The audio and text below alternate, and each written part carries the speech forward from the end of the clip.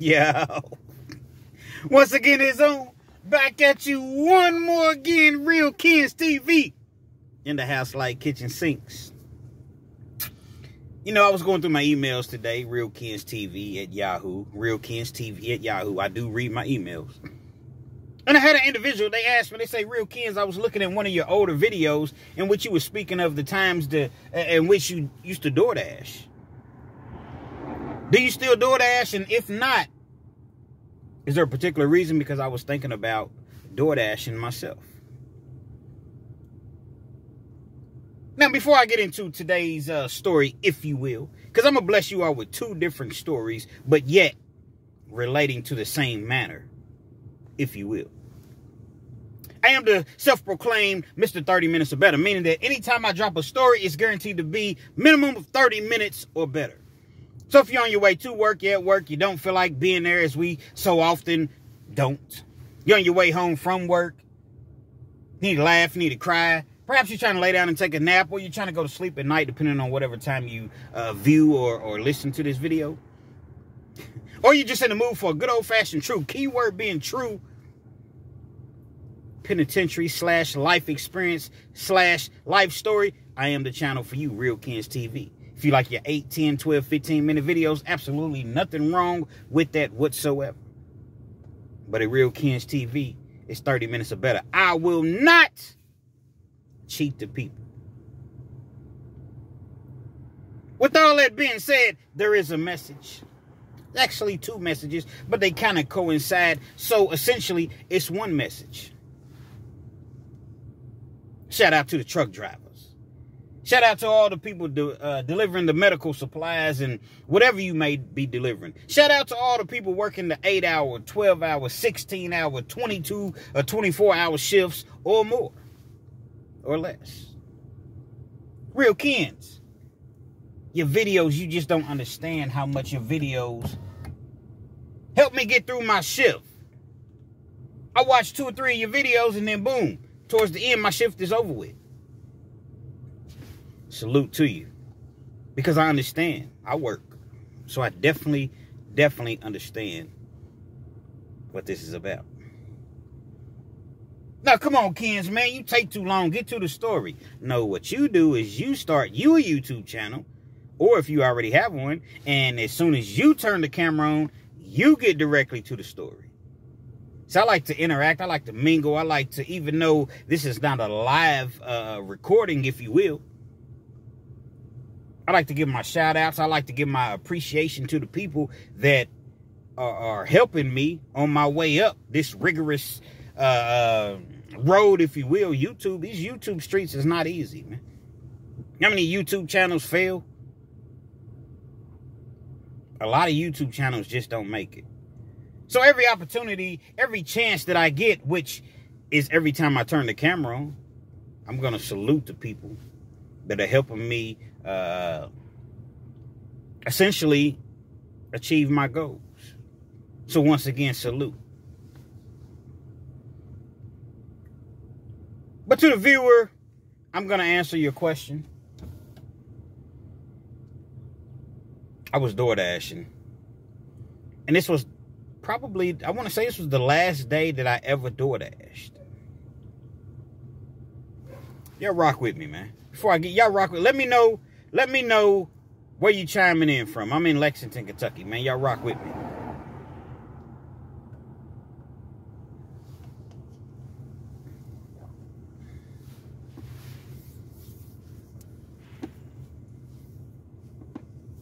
I'm DoorDashing. Minding my business, not bothering anybody. Kind of touched upon this on my live that I did a few nights ago, if you will. I'm driving past. It's a rainy day. I'm talking about it's coming, like it's raining. It's not like it's a Hurricane Katrina or anything outside, you know, but it's raining pretty heavily. I see an older man. He was an older white man, but it doesn't matter if he was white, black, Mexican, Chinese, whatever. But this particular scenario, he was an older white man. And I Obviously, he had fallen. He was laying on the ground in his yard. I drive past. I see him, but I'm like, okay, let me complete this order, because the order was like just a few houses down. It wasn't far. So let me go ahead and complete this order, and then I'm going to turn back around. If he's still there, I'm going to go and, you know, try to intervene and help him. I go and complete the order. It probably takes me 60 seconds.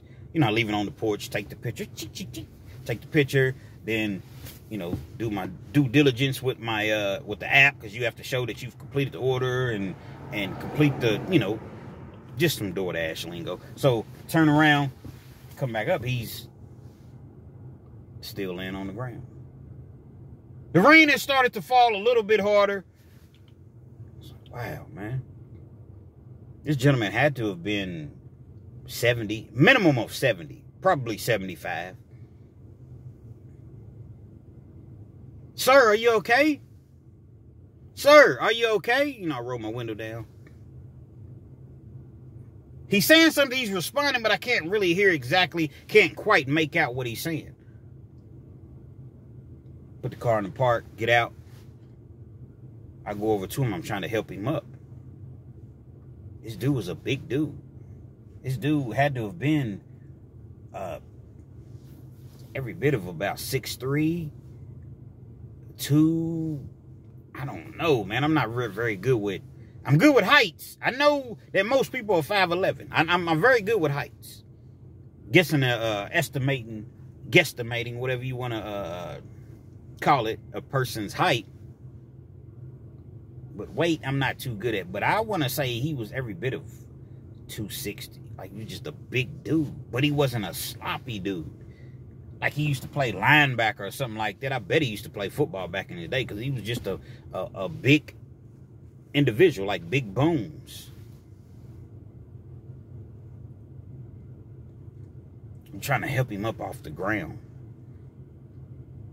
As I'm helping him up off the ground, the rain is trickling down all over our bodies. Hold on, kids. I said the rain is trickling all over our bodies. Trickling down all over our bodies, to be honest. He had on one of those, like one of those jackets to where it was kind of like similar to the jacket that I wear. I had on my DoorDash hoodie. And so as I'm trying to help him up, I'm trying to grab his arm as well, like in his elbow area, to help him up. But the rain is making his jacket, if you will, very, very slippery. It's a slippery slope. This dude weighs a lot, man. Now, I look bigger in the videos, according to people. That I'm probably 210, 215. At best, 215. This dude is 260. He might even be heavier than that, because, like I said, he's about 6'3", might have been 6'4". And it's kind of like, not necessarily dead weight, but I'm trying to help him up off the ground. But he doesn't have a whole lot of strength in his legs at this particular moment, so I'm doing a whole lot of pulling. Took me back to my penitentiary days when I was doing the deadlifts and when I was doing them what do you call it? I forget the actual name, but basically you take there's a machine, right? It's a bar, really. It's not a machine. And you put however many weights you want on there, and you go from side to side with it. And you pull it up, and it works your lats. When you do this part, when you pull it back, it's working your lats. And then you going side to side or whatever. I forget the actual name of the exercise. Took me back to my penitentiary days, man. I got to get this gentleman off the ground, because I'm thinking about my mother. I'm talking about your parents, your loved ones, anybody that just imagine this. Your parents, right? Especially the people that are about my age or a little bit, older or what have you. Maybe a little bit younger. Your parents, 60, 70 years old, laying on the ground in the grass and they can't get up. Help me, I've fallen and I can't get up. And I'm not saying it in a joking manner. That commercial that we've all seen is real. Sometimes people lay there for days at a time before someone's made aware of the situation and come in and help them. Now, obviously, that wasn't going to happen with him because he's in a yard on a public street. But just think if he was on a farm or something of that magnitude and it was miles in between, you know, the next house or whatever. So I'm thinking all of these things in my mind. I have to get him up off of the ground. So as I'm trying to do so, I see a car drive past, and it's a lady in the car. She's a white lady. She's looking, but she doesn't stop. She's just driving past slowly looking. She doesn't stop, try to help, offer any assistance. But I don't have time to worry about her at this particular moment. I have to help get this gentleman up off the ground. I look in the doorway of their house. His wife was standing in the doorway. I see the tears trickling down her face. They had the type of porch to where when you step outside, there was no yawning. There was no roof. And so when she stepped outside, well, she couldn't step outside because it was raining so hard. So she had to, you know, stand in the doorway. I'm doing my best. I'm trying to get him up, man. Pause, double pause, triple pause. When I say I'm trying to get him up, like help him up off the ground. Infinite pause. I wasn't trying to get no man up. Let's make that understood.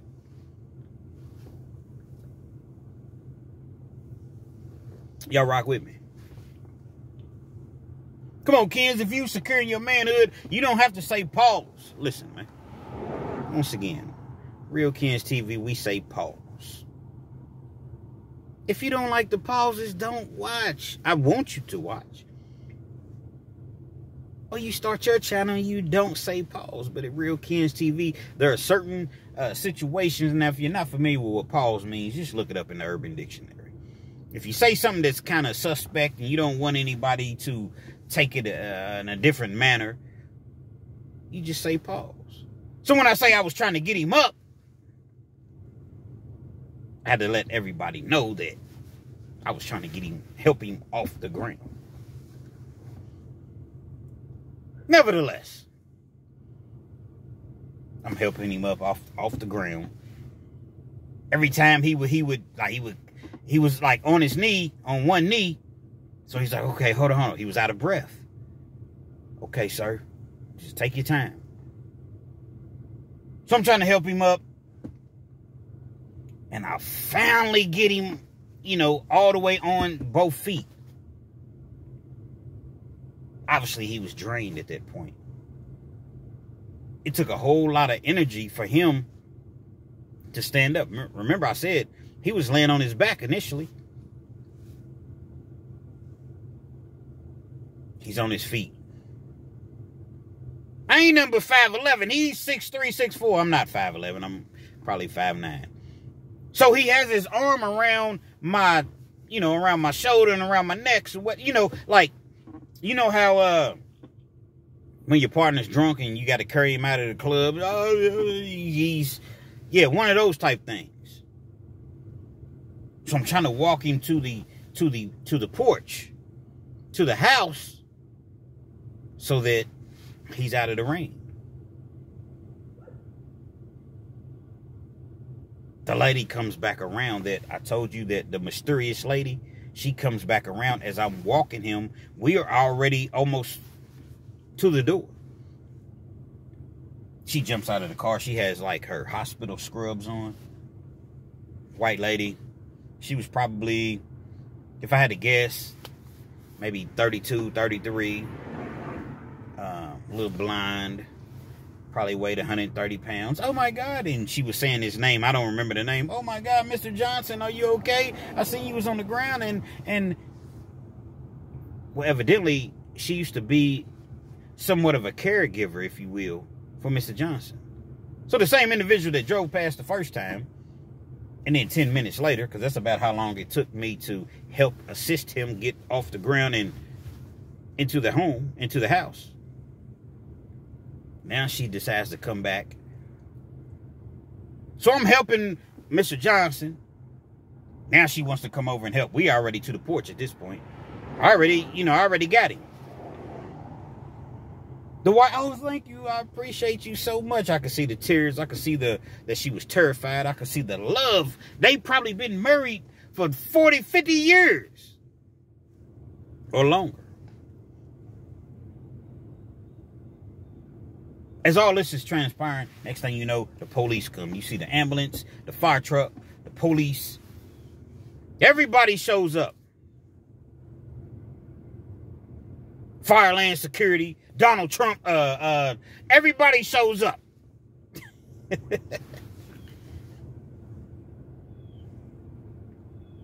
Now, obviously, I'm just making light of the situation at this point because I know the gentleman is safe and Homeland Security, all of them didn't show up, but the police, the fire truck, and the ambulance shows up.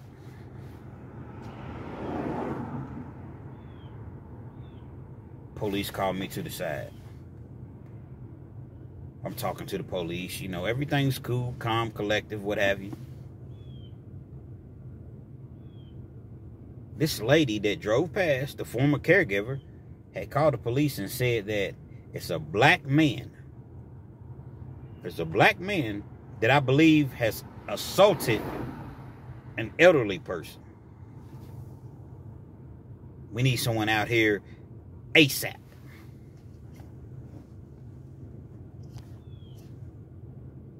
They're questioning me. I'm like, no, officer, that's not the situation. I know how to conduct myself around police. Can't stand them. Most police officers can't stand them. Most correctional officers can't stand them. But I know there are some good ones. But overwhelming, can't stand them. But yet I know how to conduct myself. Talking to them. Yes, sir. No, sir. Yes, ma'am. No, ma'am.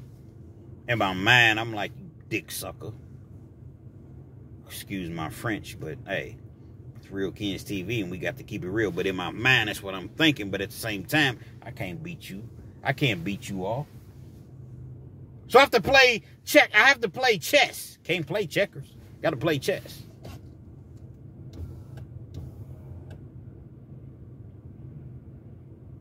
The officers act as though, well, let me go confirm this story with.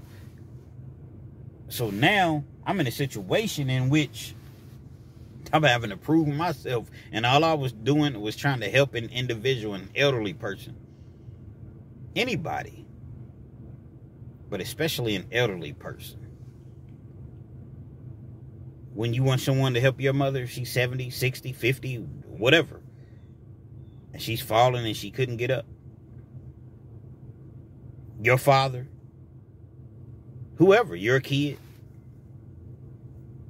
I'm trying to help.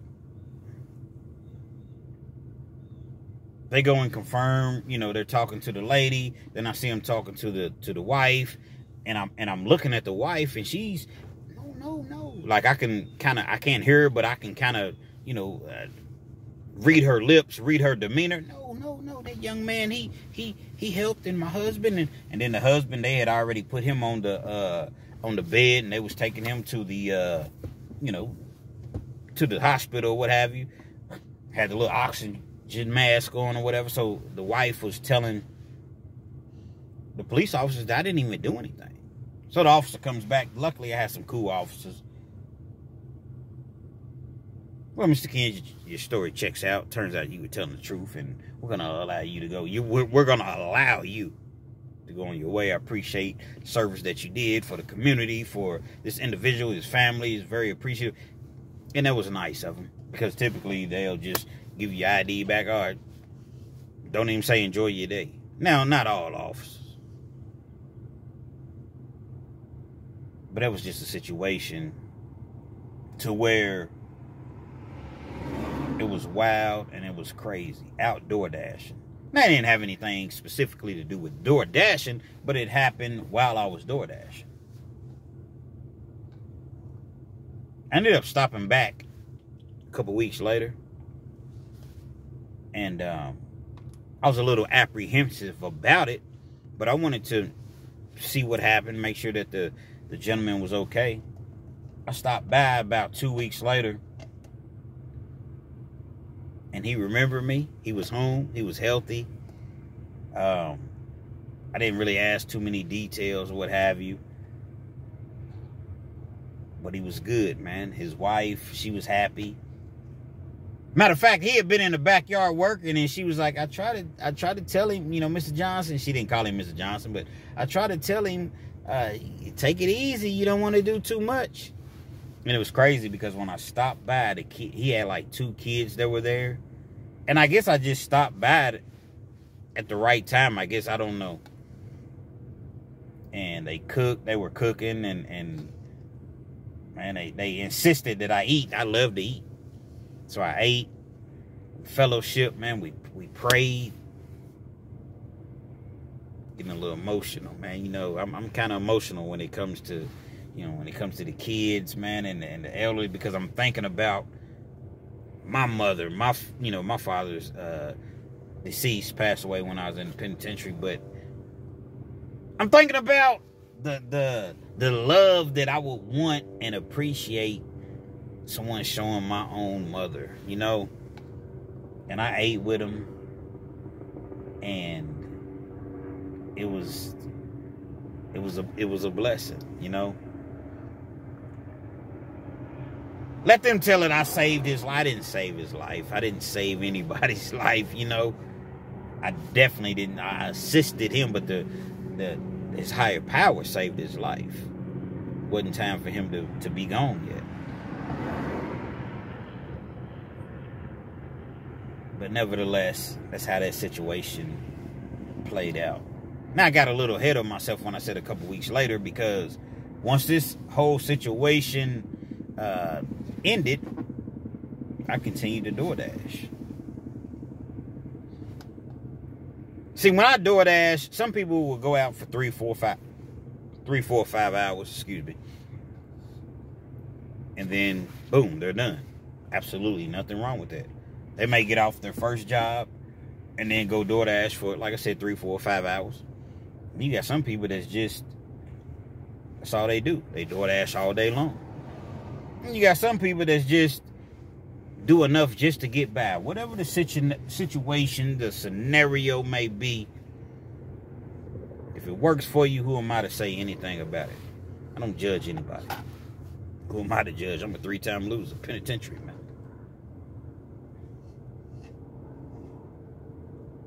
I DoorDash. Because I would often go 12, 15 hours a day. Not every day, but a lot of my days, minimum of 10 hours DoorDash. This is when the money was really, really good. I don't know how the money is now, but from what I hear, it's not that great. I looked at it like this. If I can ride around all day long, look at my phone, and go pick up $7, $8 per order, and it's only within a couple miles, I'm going to go do that. I'm not out here selling dope. I'm not out here doing the counterfeit checks or doing the counterfeit money or doing anything that's illegal to break the law. So I work 15 hours a day. I work 12 hours a day. I've worked 18 hours in a day before, a few times. As long as it's legal, it's going to keep me out of the pen and I can make some money, I'm going to do it. See, my mind frame has changed. They taught us that in rehab. I went to rehab and I don't even use drugs. I don't even smoke weed. But I still went to rehab because rehab helps you to understand that it's not even it helps you with addiction. Fast money, getting fast money in the streets or what have you is an addiction. So I went to rehab. It's called the Substance Abuse Program in Kentucky. SAP program. Helps you to change your way of thinking, your mind, your criminal behavior. I find these things really working with me, sticking with me to this day. Y'all rock with me, man. You rock with me, man. We riding, right? We riding.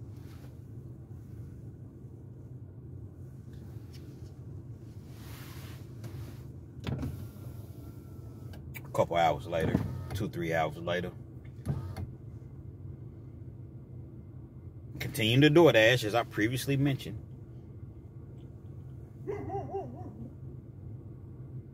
I go to a house. Initially, when this occurrence, if you will, occurred, it was probably, if I had to guess, maybe, I don't know, maybe about 5 o'clock in the afternoon. You know what? I just thought of something. When the whole occurrence happened, not only was it 5 o'clock in the afternoon, it was 5 It was 11 after 5 in the afternoon. It was 5:11 when I pulled up to the gentleman and said, "Sir, you okay? You need some help?" It was 5:11 p.m. specifically. No pun intended. 5:11 merchandise coming soon. 5:11 merchandise coming soon to where everybody that rocks with Real Kens TV is 5'11 or better. And if you're not 5'11, guess what? In your mind, you're 5'11.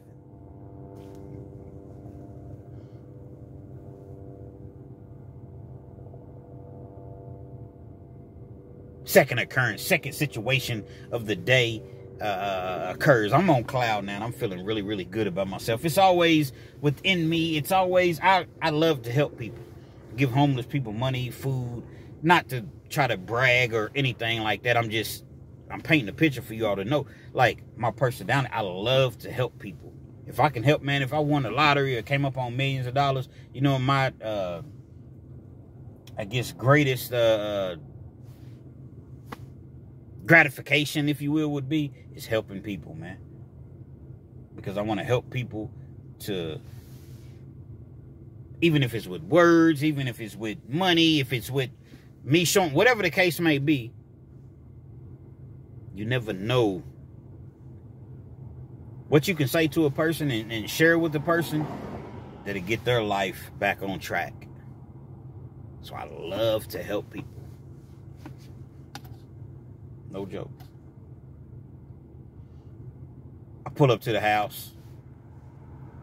DoorDash. Knock on the door. At this point, it's probably, I don't know, it's probably about 10 o'clock at night. So it was a little longer than a few hours. It was about 10 o'clock at night. Knocking on the door. Nobody coming to the door. All right. So when you DoorDash someone an order and they don't come to the door, DoorDash expects for you to leave the food, take a picture, show that you left the food, and then you can proceed on to your next order. I don't want to leave the food on the ground because there's no table, there's no chair, there's no ledge or porch or rail, what have you. There's nowhere to leave the food but on the ground. As I mentioned, it had already been raining. The ground was wet. It may have still slightly been raining at that time, but it wasn't the way that it originally was. They didn't want to leave their order on the ground. Next thing I know, I see the door open. As the door opens, there's a little kid. He's probably, I'm not going to call him a little kid. He may have been 10 or 11. Little dude, man. Little skinny kid. Just your average, you know, kid. 10, 11-year-old. When he opens the door, it slightly cracks open to where he's trying to slide out the door. And I hear in the background, y'all remember on Martin? If y'all never watched the Martin Lawrence show, Google this. Martin Lawrence, when he acted, I guess you would type in Martin Lawrence, New Jack City, dog scene. It was a scene in which, I don't even want to explain the whole thing. Just Google it if you're not familiar. If you are familiar, you know what I'm talking about. But basically, somebody had stole Martin Lawrence CD player, and he was portraying a scene from the movie New Jack City, in which he brought in his Rockweller, and he had his whole crew sitting at the round table. Everybody they had to dress in black, and they were trying to figure out how his operation, his drug operation, got infiltrated. Was it you? What about you, G Money? G Money was his brother. He questioned his own brother. So he's questioning everybody at the table. Yeah, somebody knows something. Don't nobody know nothing, huh? $1 million a week operation down the drain, and nobody knows nothing. Zero, zilch, and that's exactly what I got. Nothing. And when he says that, he has a big, like a semi sword, and he. Ah! Now, When I say, ah, he stabs a dude in the hand. One of the dudes who was a banker, but he worked for G Money. He worked for Nino, who was the head of the operation, played by Wesley Snipes. Blade. Y'all seen the movie Blade. He stabs this dude in the hand. Ah! He's screaming. He got like an ice pick. I never liked you anyway, pretty motherfucker. So a couple of his comrades, they grab him. Nino! No! Nino! No! They grab him. They calm the situation down. That's one of my favorite movies, man. But Kens, what does New Jack City got to do with what you was just talking? Because the dog, he had a dog, and when he let the dog loose, Martin Lawrence portrayed that scene, but he made it funny. So it wasn't even a real dog. So he had like a play dog, kind of. And he was like, don't nobody know nothing about my CD player? And he had like a few of his best friends sitting at the table. It was raining. It was storming. Don't nobody know nothing, huh? So he lets the dog off the leash, but the dog wasn't real. Martin's walking around the table. You don't know nothing, Pam? Pam was one of his best friends. You don't know nothing, Tommy? You don't know nothing, Cole? It was 3 people sitting around the table. Actually, 4. Gina, his girlfriend. He even questioned his girl. You don't know nothing, Gina? Huh? You don't know nothing? Then Martin goes over and grabs the dog. And he's putting it in people's face. And you can see, like, all the actors, like, they're trying not to laugh. They're clearly laughing because Martin Lawrence is so crazy and funny. So that sound was the sound that I heard when the 10, 11-year-old slipped out of the door, slid through the door. But this was real. This wasn't a Martin show. And this dog did not seem as though he or she was in the best of moods. He slides through the door. Hey, how you doing, young man? I'm shook. How you doing, young man? Hey, how you doing, sir? He appeared to be, I don't know if he was a Mexican or I say this in the most respectful way. He looked like he might have been, Mexican, part Mexican. How you doing, sir? I give him the pizza. I say, listen, man. Listen, I see that you obviously have a dog at the door. Allow me to get back in the car and then go back in the house. It's only going to take me a couple seconds. Okay, sir? I'm walking back to the car. The door opens. He didn't open it because his hands is full, with the pizzas. 3, 4 pizzas. I believe it was pizzas that night. Yeah, pizzas. The door opens, but it only opens a little bit. The dog comes racing out of the door. A white Pitbull. I don't know a lot about dogs, so I can't tell you if it was this type of Pitbull, that type of Pitbull. Look at his tail. Look at his nose. Look at his...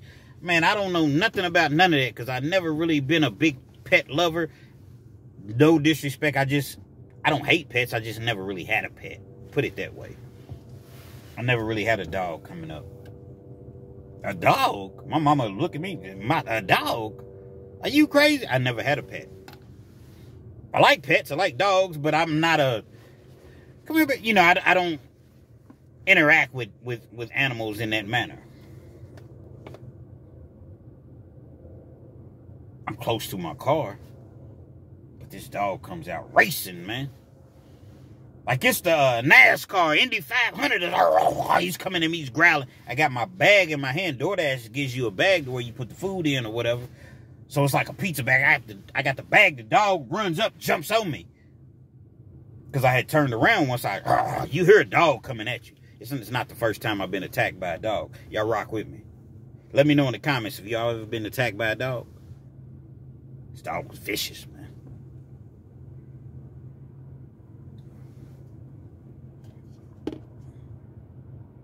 He's coming at me. It was a white pit.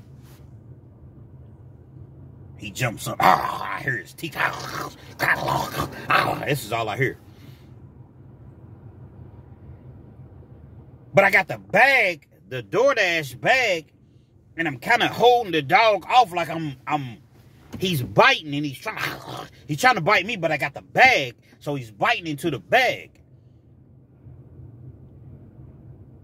Every movement, I feel as though I'm fighting for my life.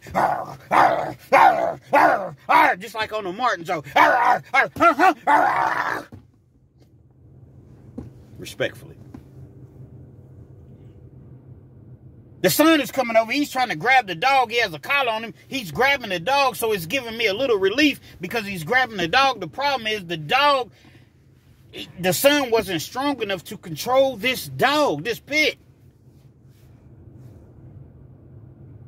He's a little frail dude, as expected to be 10, 11 years old. He's doing a great job as far as what he can do. But it just didn't seem as though there was enough panic, if you will. Next thing you know, the dad comes out. Now, I can't put this on the kid. I can't put this on the kid as far as, you know, he's a kid. He's 10, 11 years old. The dad comes out. When he comes out of the door, if I had an animal, if I had a dog and he's attacking somebody, get over here now. Whatever the commands are, get over. He came out of the door acting as though, oh, come here now, come on, come here, come on. Whatever he was saying, he was talking to the dog in Spanish. Dog wasn't listening to him, whatsoever. The kid is still trying to grab the dog. He's grabbing him, but the dog is continuously getting loose. I can't get in the car because every time I'm close to the car, but every time I try to get in the car, he's getting away from the kid, and he's attacking me, and I got this bag, and it's the only thing that I possibly have. I see that the dog is obviously not listening to the dad, right? He's all in my face. Next, boom, I steal the dog. Still on his bitch ass. You heard me? I stole the dog. Boom. Try to knock his guts out. You gotta do what you gotta do, man. When you being attacked, then it's survival of the fittest. I hit the dog. I guess when I hit him, it got some get right in him.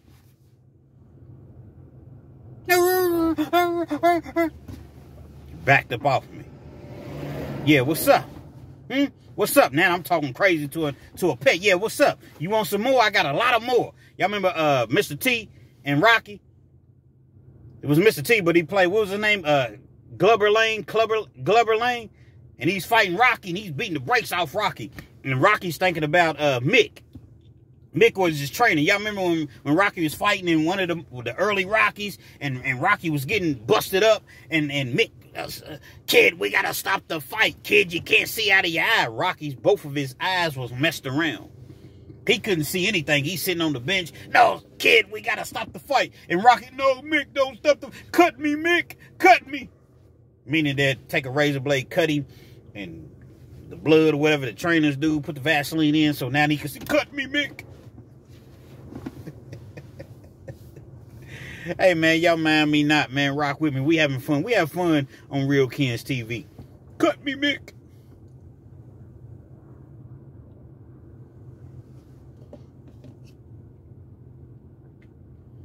This point is on. It's on. The pit now at this point was a little bit, it goes to show he was really, really soft. And I knew he was kind of soft anyway. Why?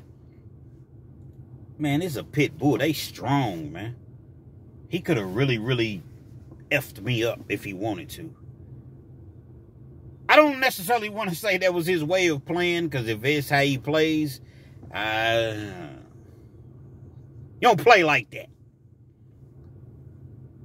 They get the dog. He ends up taking the dog inside. He's taking the dog inside. I'm mad because really I done been bit on my wrist. It's not anything that's vital. It's not anything that's, you know, I don't have any deep puncture wounds. But nevertheless, I'm mad because I done been bit. The dude comes back out of the door. Now, when he comes back out of the door, he don't come back out apologizing. He's, why did you hit my dog? Actually, you know what? I apologize because he didn't talk like that. He talked like a regular. Why did you hit my dog? Even though I said the kid looked like he was half mixed with Mexican, or it was dark outside, and, you know, why'd you hit my dog? He wasn't like, why did you hit my dog? No, he didn't come out talking like that.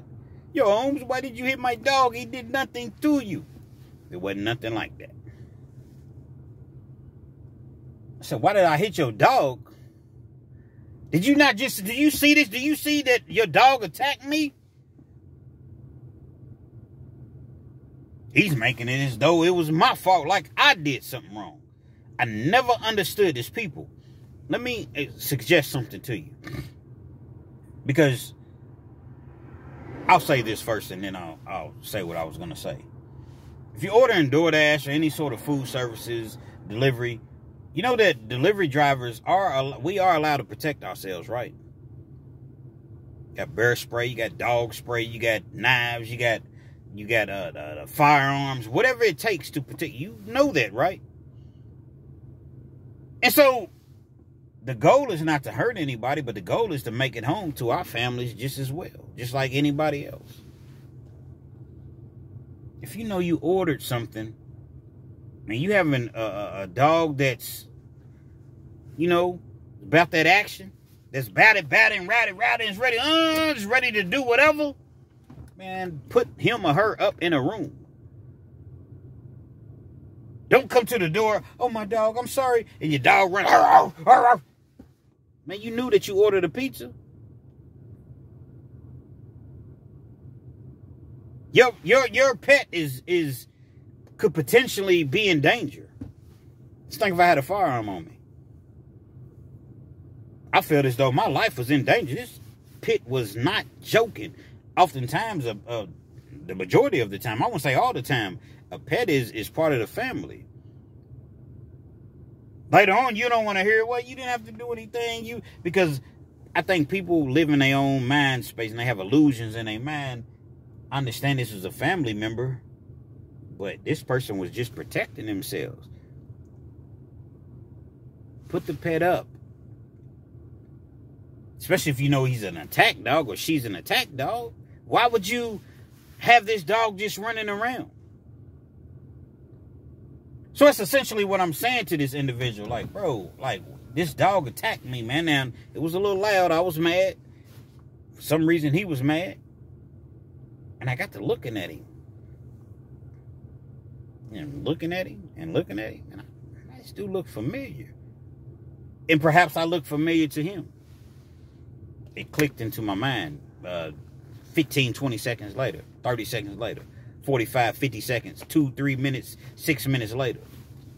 It clicked into my mind. This dude's a sergeant at the jail.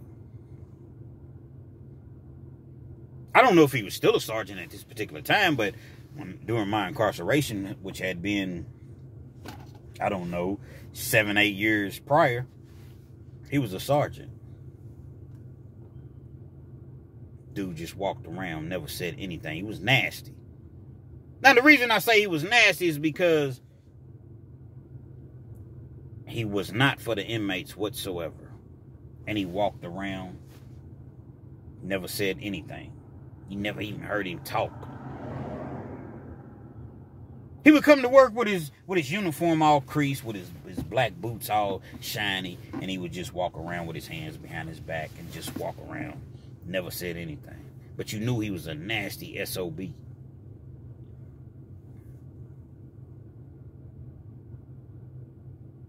He comes outside or whatever. I recognize who he is.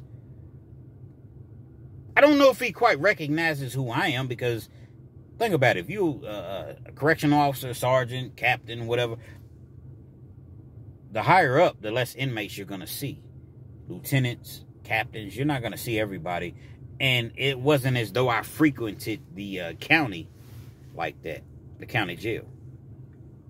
I knew exactly who he was. Officer Crawford. I know I said his son looked somewhat mixed with Mexican, but his name was Officer Crawford. You do the math. Thought he was tough. He had the demeanor, even though he didn't say anything, he had that demeanor of, you know, on wrestling, when somebody walk to the ring and they just like, you know, just, they don't say anything. Then when the opponent or the potential opponent is talking, they sitting there with their hands crossed like, he had that type of demeanor as far as seeing him in the county jail. If you had a problem with an officer, it didn't even matter. An officer could have came up and hit you right in your face, and you'd be like, hey, Sergeant Crawford, man, this, you know, you trying to explain, he gonna look at you.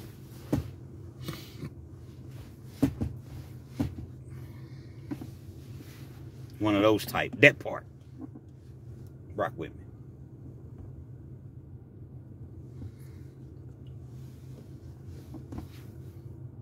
Him and I are going back and forth, verbally.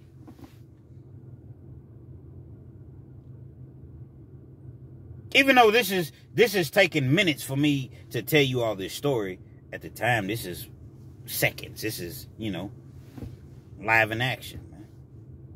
Live TV. No commercials. No editing. He's mad because I done socked this dog. He mad. Like, forget what you just seen your dog do to me. You are really, this individual, Sergeant Crawford, was really, really mad.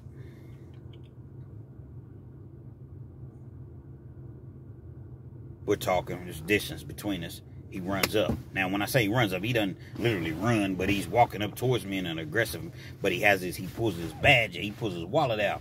And I'm, the Department of Corrections or whatever, not Department of Corrections. I'm a Fayette County the sergeant or the lieutenant or whatever, as though I care anything about that badge. Now, don't get it twisted. I don't want to send a wrong message out. They can pull a citizen's arrest on you. So if you're a correctional officer, a sergeant, and somebody, stop, freeze, stop, they can pull a citizen's arrest on you. He's walking towards me with his badge. I already know who he is. He just doesn't know who I am. He drops his wallet, walking towards me in an aggressive manner. He swings at me.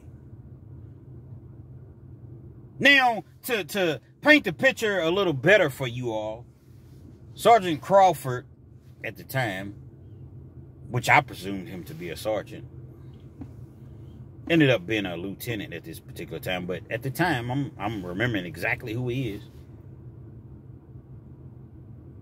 Bald-headed dude. I don't know. He's over 200 pounds. Over 200, 230, 240. He's not even that old. He's probably, at this particular time, he's probably in his 30s, mid-30s. Started at the jail at 19, 20 and just, you know, a jerk and just worked his way up, because that's how you work your way up in a jail. Being a jerk, work your way. Now, you can work your way up without being a jerk, don't get me wrong. But the people that are jerks and kiss the most butt, and they work their way a little faster, if you will.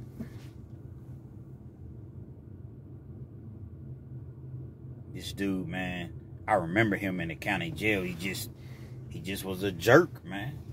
Just one of those jerks. He didn't want to just get his money and go home, feed his family. No, he's going to make it as rough on the inmates as he can, but he's not going to say anything to you. He's going to say something to his officers, and then they're going to address you. Man, get Sergeant Crawford up here for what? He ain't going to do nothing. He going to always rock with his officers, man. An officer can come up on you and stab you, shank you. And they gonna rock with their officers until the time comes to where, you know, well, I may not want to rock with this officer because it could affect me. That's how it works in jails. That's why you see so many people go to jail on the basic traffic tickets, and maybe they're inebriated, you know, drunk, high, whatever, and they never make it out. Officers, man, will beat you to the DZF. Death. But the key component, you got handcuffs behind your back, and there's 4 or 5 of them, and they stomping your head out. Like them 5 punk-ass officers in Memphis that just got convicted of, in the federal system, essentially of a hate crime. Now y'all still facing a murder charge. Yeah, y'all tough. You stomp on a person's head. 5 black officers beat a black dude because one of the officers allegedly was upset because this individual that you all beat to death was dating your baby's mama. Beat him to death for no reason, allegedly. I gotta say allegedly, but we all know what it really is. Just got convicted in federal court. Now they still got to go back to state court and face this murder charge. It's murder! 3 of them went to trial, got convicted. 2 of them took plea deals. They're going to have a hard time in the penitentiary. I think it's great. Y'all tough, right? You tough. You got that badge. You got that blue uniform. You tough. So when you go to the penitentiary and gang-related, heavily gang-populated Tennessee, Memphis, or whatever, just whatever part of Tennessee they send you in, you're going to Tennessee. Well, actually, you're going to go to the feds, and you're going to have to come back, and the feds will send you anywhere. They'll send you to Timbuktu, California, Oklahoma, Alaska, Mississippi, depends on where Kentucky, wherever they want to send you at. But then you still got to do that state time. Yeah, y'all ain't never getting out. And I don't even understand why the clowns had bond. But nevertheless, we're going to see how tough you are, because the tough guys is in penitentiary. There's some tough dudes in penitentiary, man. Some tough dudes in penitentiary. Y'all tough. You can handle it. You straight, right? You wanted to be that man. You wanted to stomp people's brain, kicking a person while they cuffed, and there's 5 of y'all. You tough. That's how a lot of these correctional officers are. Again, not all.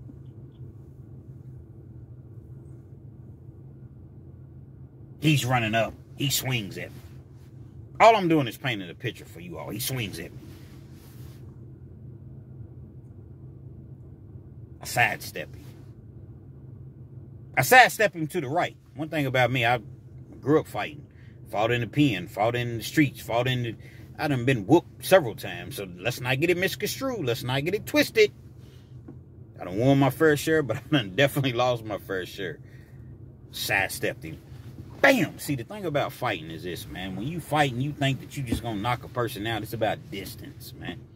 It's about, you don't even have to swing hard. If you just know how to swing, if you know how to throw a punch and you're within distance.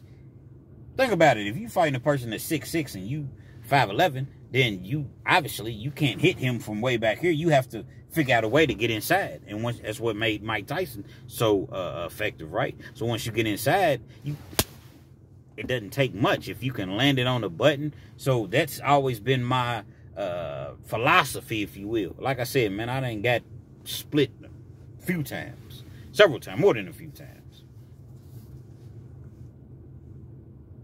I sidestep him. Boom! But when I swing, he ducks his head.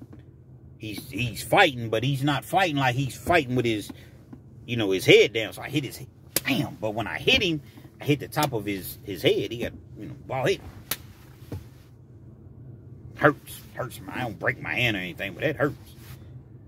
I could tell dude knew something because the way he wasn't no slouch. He wasn't no punk. You could tell that he really knew how to use his hands. But he kept trying to grab me and all this. And that's why you see people take their shirts off when they fight. And, so you can't grab them.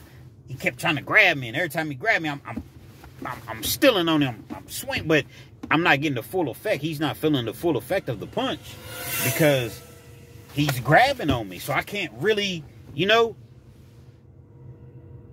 don't want to fight this man. I don't want to. But he came to me. He swung at me. So now, even though I know who he is, and it's on. It's on like Donkey Kong. Y'all remember the game Donkey Kong? We fighting or whatever. Finally, I break free of, my little hoodie I had on. My DoorDash hoodie. I get that up off me, but I still got a shirt on. So now it gives me an opportunity to square up. Square up! Square up! Yeah, square up. When you go at it with an individual or whatever, square up, man. Y'all go check out my video.